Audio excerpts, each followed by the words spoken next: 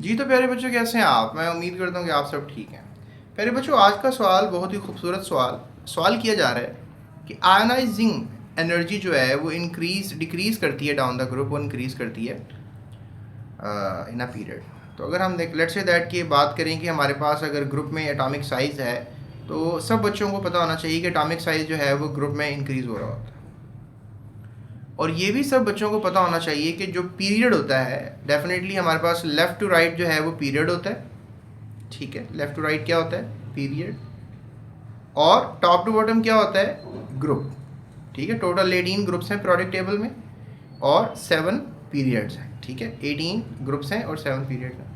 अब हम देखते हैं कि जब पीरियड में हम जा रहे हैं, मतलब लेफ़्ट से राइट यानी बाएं से दाएं तरफ जा रहे हैं, तो हमने देखा कि एटम का साइज़ जो है वो क्या हो रहा होता है? कम हो रहा होता है, श्रिंक कर रहा होता है। हमारा टॉपिक एटॉमिक साइज़ नहीं है। ठीक है, एटॉमिक साइज़ नहीं है। हमारा टॉपिक बेसिकली है आयोनाइजेशन एनर्जी। पहले ये समझते हैं कि आयोनाइजेशन एनर्जी क्या होती है। आयोनाइजेशन एनर्जी ये होती है कि अगर हमारे पास कोई एटम है, अब उसकी खासियत ये है एटम की कि वो अपने अंदर से इलेक्ट्रॉन निकालने की सलाहियत रखता है। जैसे एल्यूमिनियम की खासियत ये है कि वो अपने अंदर से 3 इलेक्ट्रॉन जो है वो निकालने की खासियत रखता है। इसी तरह से आपने पढ़ा होगा जो हमारे पास सोडियम है वो अपने अंदर से 1 इलेक्ट्रॉन निकालने की खासियत रखता है। इस तरह ही हमारे पास जो है, अगर एक एटम देखें हम कैल्शियम, तो वो अपने अंदर से 2 इलेक्ट्रॉन निकालने की खासियत रखता है। क्या ख्याल है? तो अब ये जो इलेक्ट्रॉन निकल रहे हैं, ये कोई मैजिक हो रहा है? ये इलेक्ट्रॉन कैसे निकलते हैं? तो साइंसदान ये बताते हैं कि अगर ये हमारे पास न्यूक्लियस से इसका ये फासला है, और अगर लेट्स से दैट आप इसको और दूर करना चाहते हैं न्यूक्लियस से, मतलब आप इसको निकाल ही देना चाहते हैं एटम में से, तो याद रखो, अगर आपने कोई चीज़ न्यूक्लियस से दूर लेके जानी है तो आपको एनर्जी की ज़रूरत है। आप उसको क्या करोगे? एनर्जी लगाओगे। उस एनर्जी के लगाने से वो इलेक्ट्रॉन जो है वो न्यूक्लियस से बाहर आ जाएगा, एटम से बाहर आ जाएगा।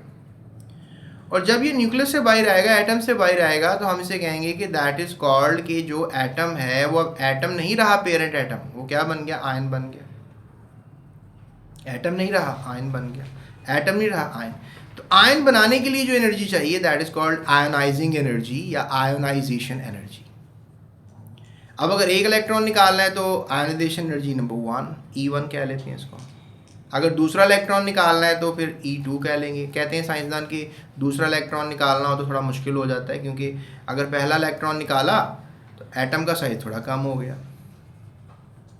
और फिर जब दूसरा इलेक्ट्रॉन निकालना है तो एटम का साइज तो और कम हो जाएगा ना। तीसरा इलेक्ट्रॉन, मतलब जो एनर्जी 1 थी वो बराबर कभी नहीं होगी एनर्जी 2 के। क्यों? क्योंकि इसमें से इलेक्ट्रॉन आसानी से निकलेगा, क्योंकि ये बड़ा एटम है और ये छोटा एटम है। और यही बात क्वेश्चन में की जा रही है, क्या होता है ग्रुप में और पीरियड में आयोनाइजेशन एनर्जी को लेकर। देखो, साइज बड़ा हो रहा है तो इलेक्ट्रॉन निकालना आसान होता चला जा रहा है, तो आयोनाइजेशन एनर्जी जो है वो क्या कर रही है? डिक्रीज कर रही है। ये बात नहीं भूलनी आपने। डिक्रीज का मतलब है कम हो रही है। अब कम क्यों हो रही है? क्योंकि देखो, इसमें से छोटा एटम है, इलेक्ट्रॉन निकालना मुश्किल है, इसमें से बड़ा एटम है, इलेक्ट्रॉन निकालना आसान है। न्यूक्लियस इलेक्ट्रॉन जितना दूर होगा उसको निकालना उतना आसान होगा, क्योंकि उसकी अट्रैक्टिव पावर क्या होती है? कमज़ोर होती है। यहाँ पर देखो, न्यूक्लियस करीब है शेल से, तो यहाँ से इलेक्ट्रॉन निकालना आसान नहीं होगा, तो यहाँ से कम एनर्जी लगेगी ना निकालने में। तो यहाँ पर जो वैल्यू आएगी कोई एनर्जी की कम आएगी, यहाँ पर जो वैल्यू एनर्जी की आएगी वो क्या आएगी? ज़्यादा आएगी। तो जब यहाँ पर वैल्यू ज़्यादा आई और यहाँ पर वैल्यू कम आई, तो फिर ज़्यादा से कम डिक्रीज हुआ ना। और पीरियड में क्या होगा? डेफिनेटली यहाँ पर एनर्जी ज़्यादा लगेगी निकालने के लिए इलेक्ट्रॉन, और यहाँ पे एनर्जी कम लगेगी। अब कम से ज़्यादा की तरफ जा रहे हो तो किस तरफ जा रहे हो? इंक्रीज़ की तरफ। कम से ज़्यादा जाए तो इंक्रीज़ होता है ना, कम से ज़्यादा। तो left to right increase, top to bottom decrease. तो ये बात बच्चों को समझ में नहीं आती। ठीक है, इसकी स्टेटमेंट देख लेते हैं ताकि बात को स्टेटेड फॉर्म में देखें और बात को समझने की कोशिश करें। तो बेटा, स्टेटमेंट वाइज भी आप देख लें, आपको नज़र आ रहा है कि ग्रुप में अगर हम टॉप टू बॉटम जा रहे हैं तो देखें एनर्जी की लाइन डिक्रीज फॉर्म में आपको दिखाई जा रही है। क्या ख्याल है, किस में दिखाई जा रही है? डिक्रीज, यानी एनर्जी क्या है? डिक्रीज। किलो जॉल पर मोल है एनर्जी की वैल्यूज़ हंड्रेड्स में, तो क्या हो रहा है? ग्राफ नीचे जा रहा है, यानी कि इसकी ज़्यादा है और इसकी कम है। इस तरह ये लेट्स से दैट कि ये लिथियम है और ये क्या है? सीजियम है, ये हम सीजियम ले लेते हैं। तो इसकी क्या है वैल्यू, ज़्यादा है और इसकी वैल्यू कम है, ये बात हुई आपसे। उसके बाद अगर हम लेट्स से दैट इधर देखें, इधर आप पीरियड में, तो पीरियड में पहला पीरियड है तो मैंने इंक्रीज़ बताया आपको। तो ये देखें हाइड्रोजन की एनर्जी जो है, अगर हम इसको हाइड्रोजन समझ लें और इसको हीलियम समझ लें, तो इसकी ज़्यादा है और इसकी सॉरी इसकी कम है और इसकी ज़्यादा, इंक्रीज़ हो रही है ना।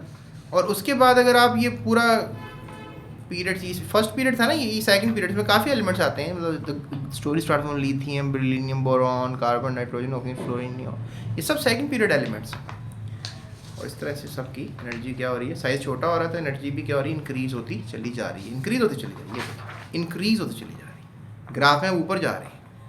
ग्रुप में जब आप मूव कर रहे हैं ना, सॉरी पीरियड में आप मूव कर रहे हैं लेफ्ट टू राइट, तो ये लेफ्ट में कौन है, ये पहला एलिमेंट कौन है, प्रोडक्ट में देखें लिथियम होगा। फिर आखिर में देखेंगे तो ये वाला कौन सा होगा, ये नियॉन होगा। तो ये स्टोरी है प्यारे बच्चों अबाउट दी क्वेश्चन कि आयनाइजेशन एनर्जी जो है वो डिक्रीज डाउन द ग्रुप होती है और इंक्रीज अलॉन्ग दी पीरियड होते हैं। होप सो आपको आंसर मिल गया होगा। मजीद वीडियोस के लिए जीएस एकेडमी के साथ रहें, अभी सब्सक्राइब करें। और अगर कोई और वीडियो देखनी है, कोई और क्वेश्चन सॉल्व करना है, तो यूट्यूब सर्च बार पे वो क्वेश्चन को टाइप करें और आगे जीएस एकेडमी लिखें, आपको वो वीडियो मिल जाएगी। So that's it, thank you so much, take care, अल्लाह हाफिज़।